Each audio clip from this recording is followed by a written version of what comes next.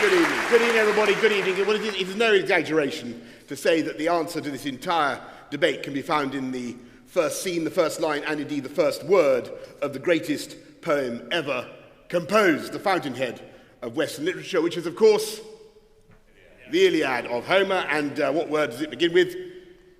Menin. That's right, Menin Aedes Theia Pelea Joachilleos, sing goddess of the wrath of Achilles, the son of Peleus. Thank you. Well done, my father in the front row, by the way.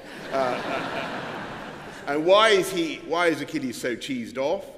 Because somebody has taken away his prize, his geras, a girl by the name of Briseis of the lovely cheeks. And who has done this to him? A man who cannot run as fast as Achilles, a man who is not as good at fighting as Achilles, who's less clever, less charismatic, and yet who is able to expropriate his girlfriend or slave girl, war booty to be exact, because that man is set in obscure and supposedly God-given authority because he is a king. And in the wrath of Achilles, we find not just the bruised ego of a proud man. In that first line of Greek literature, we find the first sign of meritocratic indignation. The first act of insubordination that is to become the hallmark of Greek genius. And when you read the early Greek poets and philosophers, as I do almost uninterruptedly, you will realize that you are often in the presence of rebels and satirists and debunkers. Achilles sticks it to his commander-in-chief, drunkard, dog-face, with the courage of a deer. Imagine if anybody said that to the Prime Minister. And on it goes. On it goes throughout the archaic age, the Greek spirit of insubordination. Ou filio megan straktigon, udi diapepligmenon, udi bostrugoisi gyron, uti plexiorimenon, and so on. I don't like the big strutting general, says Archilochus, in words that speak down the ages to anybody who does not like being bossed around. And when you look at the pre-Socratic philosophers, they're constantly uttering the most shocking profanities. The sun is a stone, said Anaxagoras. The Ethiopians have gods with Ethiopian features, said Xenophanes. And you know what? The horses have gods who look like horses.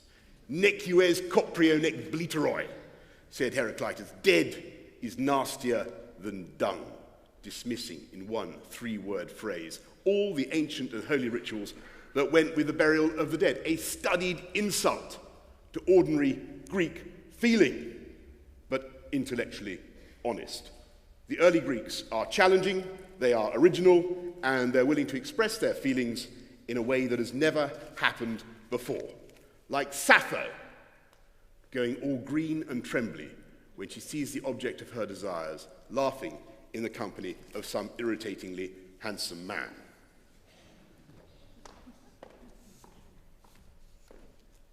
He's equal with the gods, that man who sits across from you, face to face, close enough to sip your voice's sweetness. And what excites my mind, your laughter glittering. So, when I see you for a moment, my voice goes. My tongue freezes. Fire.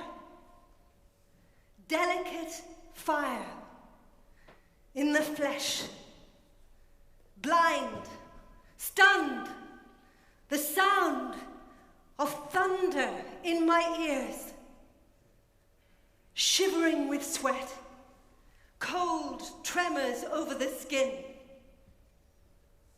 I turn the color of dead grass, and I'm an inch from dying.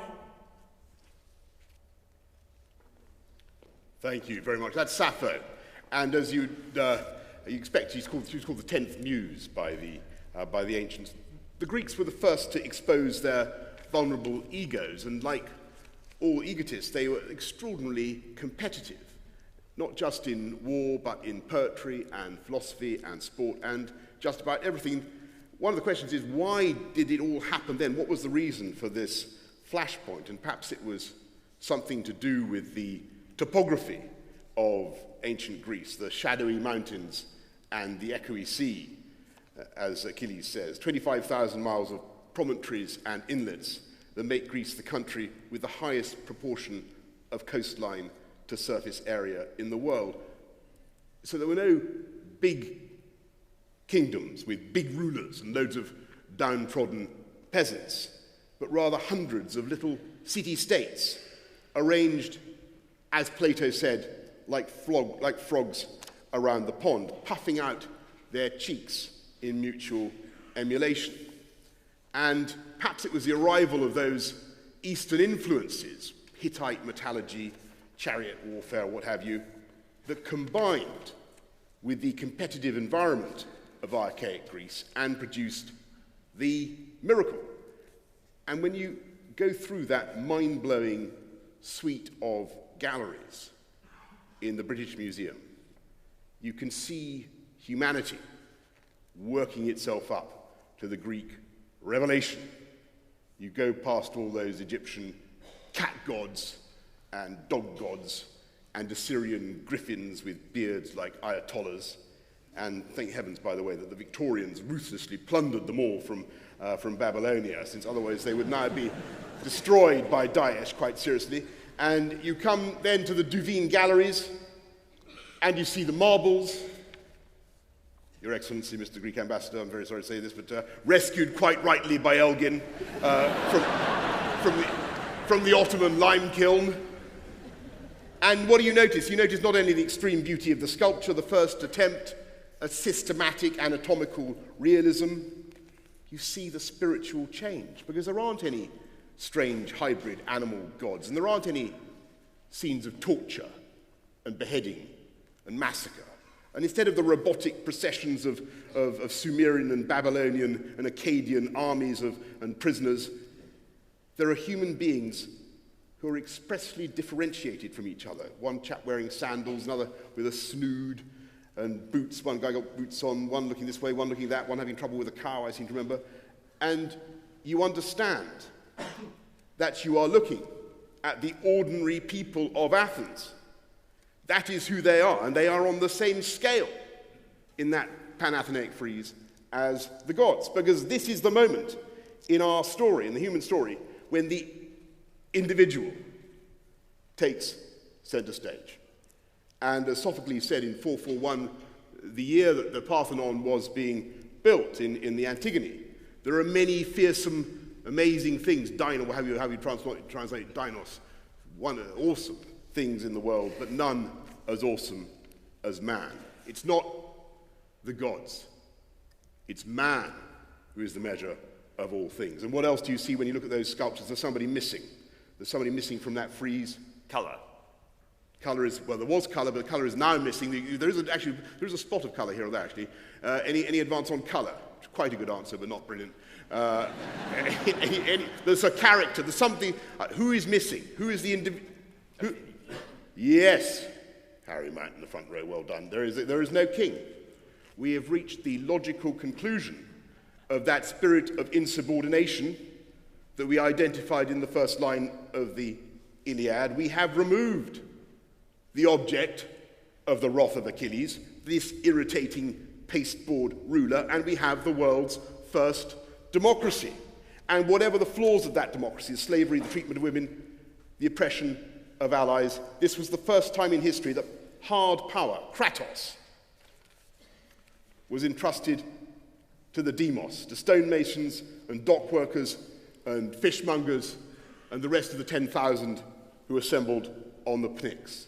And it is no coincidence that this birth of people power took place at the same time as the most glorious burst of intellectual originality. Aeschylus, Sophocles, Euripides, Plato, Aristophanes, Phidias, Pericles, Thucydides, Herodotus, then Aristotle on into the next century. The Greeks gave us philosophy and poetry and historiography. They gave us tragedy and comedy. They gave us biography. They gave us the Olympic Games, which, by the way, were later abolished by the Romans, and rational scientific inquiry into everything from and mathematics, and from the sex life of the cuttlefish to the steam engine. They gave us our modern system of government, And what else did they give us? Theatre, thank you, I mentioned that, I think. They gave us Rome, didn't they?